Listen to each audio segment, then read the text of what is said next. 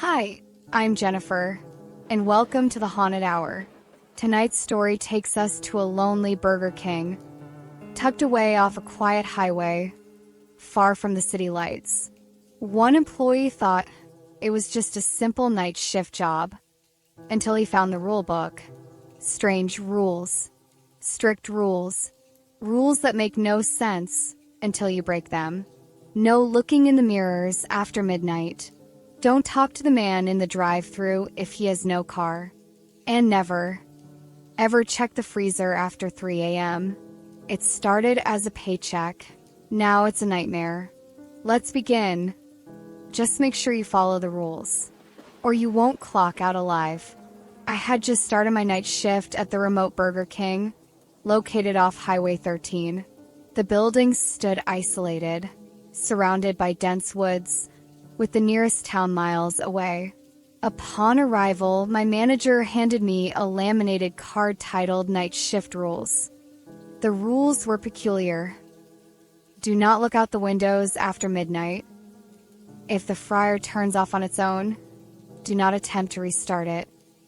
And under no circumstances should you enter the freezer after 2 a.m. I chuckled, thinking it was a hazing ritual for new employees. The manager's stern face suggested otherwise. He left promptly, leaving me alone to ponder the odd instructions. The silence was deafening, broken only by the hum of the fluorescent lights. I shrugged off the unease and began my duties, unaware of the nightmarish events that would soon unfold.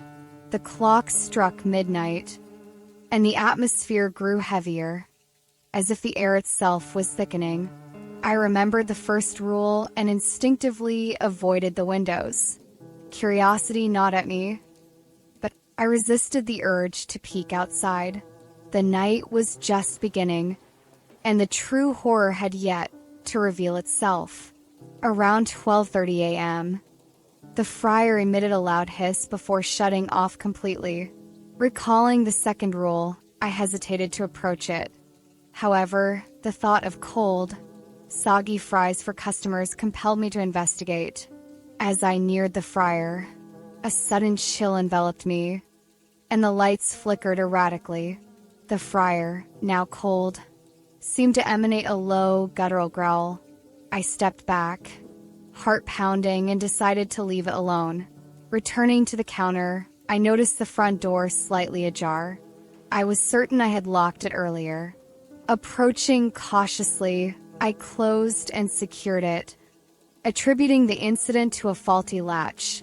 Yet, a sense of being watched lingered, making the hairs on my neck stand. I tried to shake off the paranoia, focusing on cleaning tasks to distract myself. But the feeling of an unseen presence persisted, casting a shadow over the rest of the night. At 1:45 a.m., I heard a faint tapping sound coming from the freezer. Remembering the third rule, I froze, debating whether to investigate. The tapping grew louder, evolving into a rhythmic pounding. Unable to ignore it, I approached the freezer cautiously. The door was closed, but the handle was icy to the touch. I pressed my ear against the door, hearing what sounded like whispering voices inside. Fear gripped me, and I backed away, deciding to leave the freezer alone. Suddenly, the pounding ceased, replaced by an eerie silence. I returned to the front counter, trying to calm my nerves. The clock now read 2 a.m., and the oppressive atmosphere intensified. The fluorescent lights flickered more frequently, casting unsettling shadows across the room. I felt trapped in a nightmare, with no escape in sight. At 2:15 a.m., the drive-thru intercom crackled to life, emitting static before a distorted voice whispered, "May I take your order?" Startled, I approached the intercom, but no vehicles were visible outside. I responded hesitantly, "Hello? Is anyone there?" The voice repeated, "May I take your order?" I turned off the intercom, hoping to silence the unsettling exchange. Moments later, the intercom turned back on by itself, the voice now more insistent. Panic set in as I unplugged the system entirely, only for it to continue functioning. The voice grew louder, echoing throughout the restaurant. Desperate, I cover my ears, trying to block out the haunting words. Suddenly, the intercom fell silent, leaving an oppressive quiet in its wake. I dared not reactivate it, fearing what might come through next. The sense of dread deepened, and I questioned my decision to work this shift. At 2:30 a.m., the lights dimmed, plunging the restaurant into near darkness. Only the emergency exit signs provided a faint red glow. I reached for my flashlight, but it flickered and died instantly. Suddenly, the sound of footsteps echoed from the back of the restaurant. I called out, "Who's there?" Receiving no response. The footsteps grew louder, approaching steadily. I backed away, heart racing, until I bumped into the counter. A shadowy figure emerged from the darkness, its features obscured. It stood motionless, exuding a menacing aura. I mustered the courage to ask, "Can I help you?" The figure remained silent before vanishing abruptly. The lights flickered back on, revealing an empty room. I was alone once more, but the fear lingered. I questioned my sanity, wondering if the isolation was playing tricks on my mind. Determined to make it through the night, I resumed my duties, albeit with heightened anxiety. At 3 a.m., the soda fountain began dispensing drinks on its own. Cups filled and overflowed, creating a sticky mess on the floor. I rushed to stop the machines, but the buttons were unresponsive. Unplugging the unit had no effect. It continued to operate autonomously. Suddenly, the spilled soda began to move, forming words on the floor. "Leave now." I stumbled back, horrified by the message. The soda then spread further, creating a trail leading to the exit. I considered leaving, but remembered the manager's warning about completing the shift. Torn between fear and duty, I decided to stay, hoping the phenomena would cease. Cleaning the mess proved futile, as the soda reappeared instantly. I gave up, retreating to the counter to wait out the remaining hours. The clock seemed to slow, each minute dragging on endlessly. I longed for daylight, praying it would dispel the darkness surrounding me.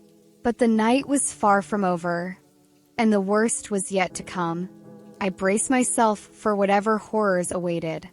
At 3:30 a.m., the kitchen equipment activated simultaneously. Grills sizzled, fryers bubbled, and timers beeped incessantly. I attempted to shut them down, but the controls were unresponsive.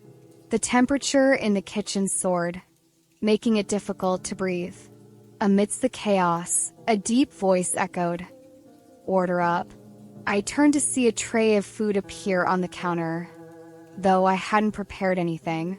The burger was charred, the fries burnt, and the drink a murky black liquid. A note accompanied the tray. "For our special guest."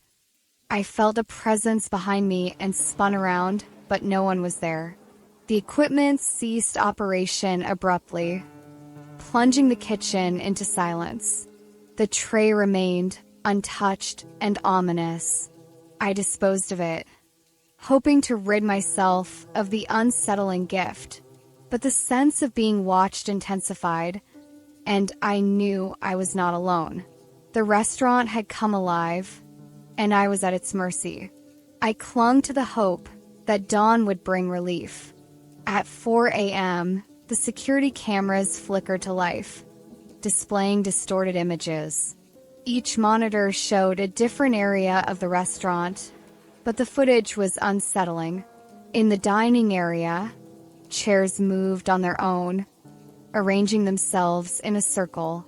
The kitchen feed revealed utensils levitating before crashing to the floor. The freezer camera displayed a figure pacing back and forth, though the room was supposed to be empty. I attempted to shut off the monitors, but they remained active.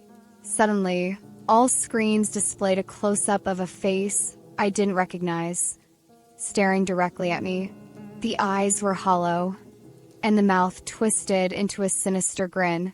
I recoiled, heart pounding.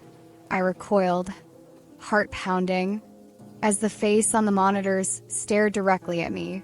The hollow eyes seemed to pierce through the screens, watching my every move. Suddenly, the monitors went black, plunging the room into darkness once more. The silence was deafening, broken only by the sound of my own ragged breathing. I stumbled back, knocking over a chair, the clatter echoing ominously. Desperate for light, I fumbled for my phone, but it was dead. A cold breeze swept through the room, carrying with it a whisper, "You're not supposed to be here." I turned towards the source, but saw nothing. The air grew colder, my breath visible in the frigid temperature. Shadows danced along the walls, forming grotesque shapes. I backed away slowly, the sense of dread overwhelming. Suddenly, a loud bang came from the freezer, drawing my attention. I knew I had to confront whatever was inside. Summoning every ounce of courage, I approached the freezer, the door now slightly ajar. A thick fog spilled out, obscuring the interior. I hesitated, then pushed the door open fully. Inside, the temperature was unnaturally cold, and the fog made it difficult to see. As I stepped in, the door slammed shut behind me, plunging me into darkness. Panic set in as I fumbled for the handle, but it wouldn't budge. The whispers returned, louder now, surrounding me. I turned, trying to locate the source, but the fog was too dense. Suddenly, a figure emerged, its eyes glowing red. It lunged at me, and I screamed, bracing for impact. But instead of pain, I felt a jolt, and everything went black. I awoke on the floor of the restaurant, the morning sun streaming through the windows. The freezer door stood open, the fog gone. I scrambled to my feet, disoriented. The restaurant was pristine, as if nothing had happened. My phone buzzed, displaying a message from the manager. "Great job on your first night. Ready for another." I stared at the screen, memories of the night flooding back. Was it all a dream? I checked the security footage, but the files were corrupted. Determined to find answers, I decided to investigate further. Over the next few days, I researched the history of the restaurant. I discovered that it was built on the site of an old asylum, closed after a series of mysterious deaths. Locals spoke of strange occurrences and advised against visiting at night. I confronted the manager, who dismissed my concerns, insisting the rules were just precautions. Unconvinced, I decided to return for another night shift, determined to uncover the truth. That night, I arrived early, setting up cameras and recording equipment. As midnight approached, the atmosphere grew tense. The events of the previous night repeated. The fryer shut off, the intercom crackled, and the freezer emitted strange noises. This time I was prepared. I recorded everything, capturing the supernatural occurrences. At 3 a.m., the figure from the freezer appeared again, but I stood my ground. It spoke, revealing that the spirits of the asylum's patients were trapped, seeking release. They needed someone to tell their story. Lit reactor. I spent the rest of the night listening to their tales, documenting their experiences. As dawn broke, the spirits thanked me, fading into the light. The restaurant returned to normal. The oppressive atmosphere lifted. I compiled the recordings, sharing the stories of the forgotten souls. The community responded with empathy, holding a memorial for the lost patients. The restaurant was renovated, the strange occurrences ceased, and the spirits found peace. Though the horrors of that night still haunt me, I find solace in knowing I helped bring closure to the restless souls. The experience changed me, opening my eyes to the unseen world around us. I continue to work the night shift, but now, the darkness holds no fear. Instead, it serves as a reminder of the power of compassion and the importance of listening to those who have been silenced. The rules remain, a testament to the past, but the spirits have moved on. Their stories finally heard. One job, one rule book, and one terrifying truth. Some places stay open at night for a reason. If this story gave you chills, don't forget to like, share, and subscribe for more haunted tales. Until next time, follow the rules and never work the night shift alone.